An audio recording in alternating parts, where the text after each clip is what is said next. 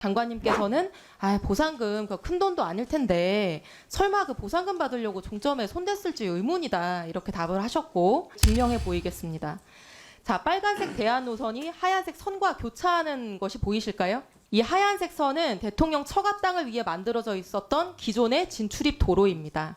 이 도로가 없으면 이 땅은 완전히 맹지가 되고요. 이 도로 없어지면 맹지가 되는 처가 땅은 당연히 토지 수용을 청구할 수 있게 됩니다. 이번에 가보니까 여기서 양봉도 하고 있었습니다. 흑염소, 칠면조, 꿀벌 이 세 가지 동물의 공통점이 뭔지 아십니까? 셋 다 토지보상법 시행규칙 별표 3에 보상 대상으로 규정되어 있는 것들이라는 것입니다. 저는 이게 충분히 증거가 된다고 생각을 하고요. 저는 전문 용어로 이런 분들 선수라고 부른다고 생각을 하고요. 이래도 설마 푼돈 때문에 그랬을 거라고 생각하시나요? 네, 장관님 마지막 날입니다. 네. 국정감사 첫날 제가 이런 내용의 질의를 했었습니다. 양평고속도로 종점이 2번 변경됐는데 두 번째 변경할 때 원래 IC에 붙이기로 했던 종점을 대통령 처가 땅 쪽으로 옮겼다. 그래서 대통령 처가는 고속도로 건설로 인해 토지 보상을 받을 수 있게 되고 그 땅에서 흑염소와 칠면조까지 키우고 있었던 걸 보면 미리 정보를 알고 보상금을 더 받기 위해 최대한의 노력을 한 것으로 보인다. 이랬고요. 장관님께서는 보상금 그 큰 돈도 아닐 텐데 설마 그 보상금 받으려고 종점에 손댔을지 의문이다 이렇게 답을 하셨고 슬라이드 같은 날 여당 의원님 질의에 답하시면서는 정확한 것은 아니지만 현재의 노선을 기준으로 하면 처가 땅과 고속도로가 아주 근소하게 안 겹치는 것으로 확인했다. 그래서 당연히 보상 대상도 아니다. 이렇게 답변을 하셨습니다. 네, 의원님 질의 이후에 질의하셨을 때는 제가 이 내용을 충분히 정확하게 인정을 못했었고요. 질의 이후에 확인을 하니까 아마 따로 설명드렸을 것 같은데 저는 이런 내용입니다. 예. 제가 지금부터 첫 번째 대안 노선으로 추진될 경우에 처가 땅이 보상 대상이 된다는 거, 두 번째 대통령의 처갓집 식구분들이 크던 작던 토지 보상금에는 늘 진심이신 분들이기 때문에 이번에도 그랬을 거라는 점, 이 두 가지를 증명해 보이겠습니다. 자, 첫 번째 보상 대상이 맞는가? 국토부가 의원실로 세부 노선 자료를 제출하셨고요. 슬라이드. 근데 감사하게도 이 제출받은 노선도를 보니까 확실하게 보상 대상이 된다는 확신을 제가 가질 수 있게 됐습니다. 화면의 보라색 부분이 처가 땅이고요. 산비탈이라 매매 자체가 어려운 땅입니다. 빨간색 두 줄로 표시된 선이 대안 노선인데요. 국토부가 이제 저 그림을 가져와서 처가 땅과 미세하게 비껴간다 이렇게 설명을 했습니다. 다음 슬라이드. 더 정확하게 볼 수 있도록 제출받은 노선도를 그대로 위성지도에 옮겼습니다. 좌표를 정확하게 유지하면서 대입했고요. 자, 빨간색 대안 노선이 하얀색 선과 교차하는 것이 보이실까요? 하얀색과 빨간색이 교차하는 부분 보이시죠? 네. 이 하얀색 선은 대통령 처가 땅을 위해 만들어져 있었던 기존의 진출입 도로입니다. 이 도로가 없으면 이 땅은 완전히 맹지가 되고요. 다음 슬라이드. 실제 사진으로 보여드리면은 저 빨간색 부분이 종점으로 연결되는 거고요. 당연히 바로 밑에 있는 작은 도로는 폐쇄되겠죠. 제가 국토부 실무진과 도로공사 실무진에 확인했을 때도 대안노선 신설되면 이 진출입로는 폐쇄될 것이다. 이런 답변을 받았습니다. 장관님, 이렇게 되면 다음에는 어떤 일이 발생하나요? 뭐 맹지라서 보상을 받는다 이런 말씀을 하실 의도이신 것 같은데요. 제가 알려드릴게요. 예, 슬라이드. 그리고, 예. 네, 일단 한번 보셔요. 토지보상법 74조. 일부가 수용됨으로 인해 종래의 목적으로 사용하는 것이 곤란해진 토지는 소유자가 매수 청구할 수 있다. 시행령 39조 1항 3호. 공익사업 시행으로 교통이 두절되어 사용이나 경작이 불가능해지면 매수 청구할 수 있다. 이렇게 되어 있고요. 이 도로 없어지면 맹지가 되는 처가 땅은 당연히 토지 수용을 청구할 수 있게 됩니다. 교통이 두절되니까요. 당연히 보상 대상이죠. 정의원 이소영 의원님, 아까 질의 중에 그 제가 참 장관으로 답변 말씀드리기 어려운데 진심이고 이런 말씀하신 건 상당히 장관님, 좀 근데 거북한 끝나고 질의시고 그리고 충분히 토지 답변하실 수 보상을 있는 하면 이렇게 되면 만약에 그 땅이 장관님, 맹지가 된다면 대체 도로를 만드는 건 하는 또 포함이 장관님은 됩니다. 답변 시간이 많으시잖아요. 네네. 중간에 방해하지 말아주세요. 알겠습니다. 예. 자, 슬라이드. 도로공사에 확인해 보니까 고속도로 건설로 인해서 기존 도로가 폐쇄되고 잔여지 보상을 받은 사례가 6년 동안만 190건이고요. 다음 슬라이드. 대통령 처가는 이 부근에 확인된 것만 7,240평을 가지고 있습니다. 더 있을 가능성도 있고요.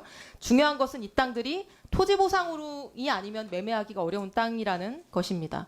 매수자도 없고 재산세만 나가는데 기왕 고속도로 오는 김에 내 땅도 처분할 수 있으면 얼마나 좋을까.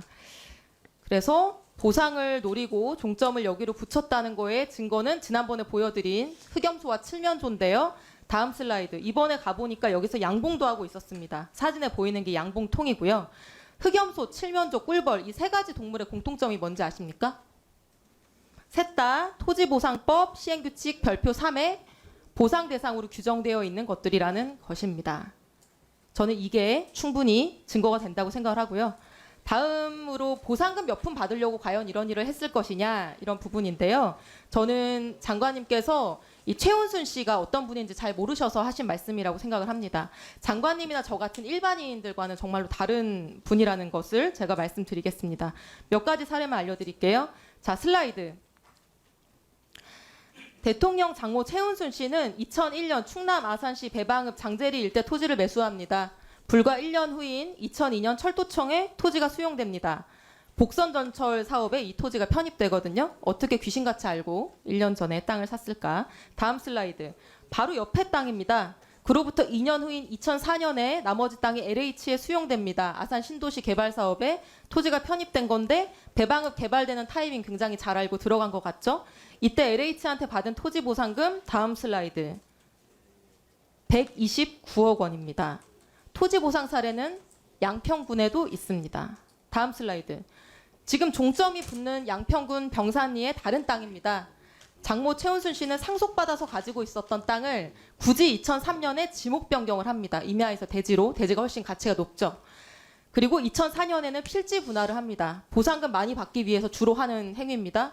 그리고 나서 딱 바로 다음 해인 2005년에 국토부에 의해서 수용이 됩니다. 중부내륙고속도로 건설하면서 이 땅이 편입됐기 때문이죠. 최은순 씨는 보상받기 가장 좋은 컨디션에서 보상금을 받았는데 어떻게 미리 안 것처럼 이렇게 1, 2년 전에 작업을 했던 것인지 저는 매우 신기합니다. 저는 전문 용어로 이런 분들 선수라고 부른다고 생각을 하고요.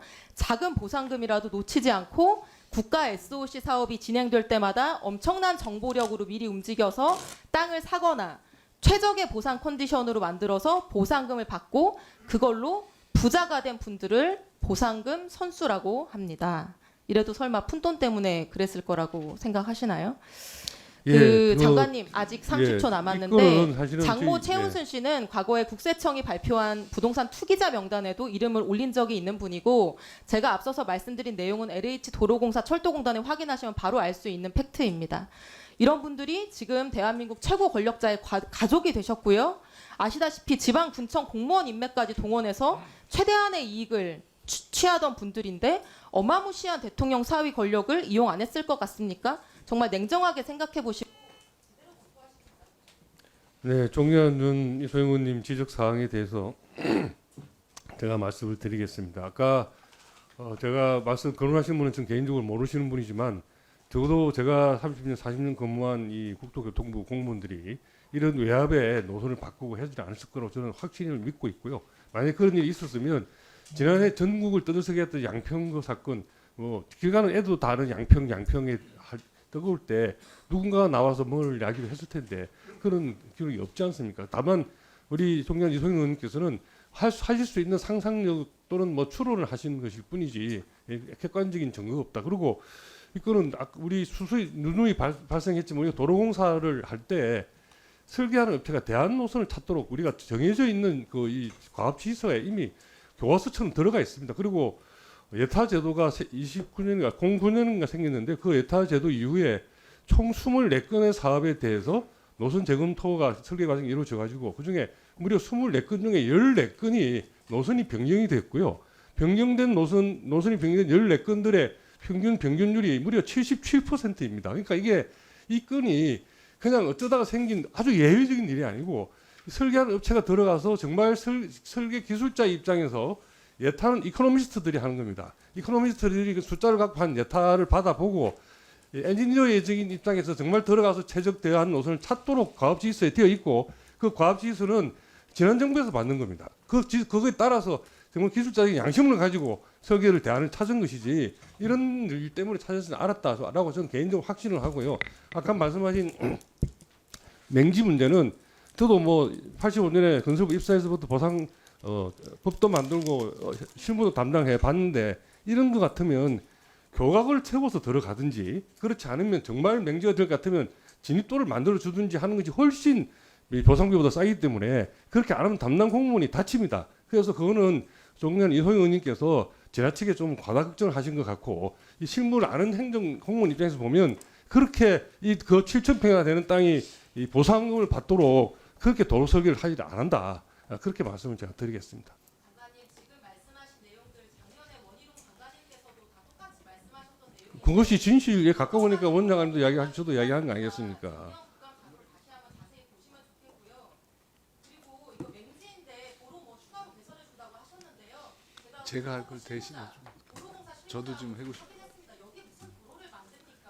도각으로 연결하면 그 밑에 있는 땅에 어떻게 그 도로를 만들 수가 있겠어요? 구조적으로 안 되는 것인데 객관적인 증거가 없다고 계속 말씀하시는데 명태규 씨처럼 무슨 텔레그램 캡처라도 있으면 참 좋겠는데요. 녹취록이랑 텔레그램 캡처 없다고 해서 없는 사실은 아닙니다. 녹취록 텔레그램 캡처 외에 모든 증거가 지금 나고 모든 정황이 떼어 맞춰지는데 의원님 말씀대로 정황을 의원님. 끼워 맞추신 거 아닙니까? 알겠습니다. 이래가지고. 의원님, 예, 이제 저 종료해 주시고요.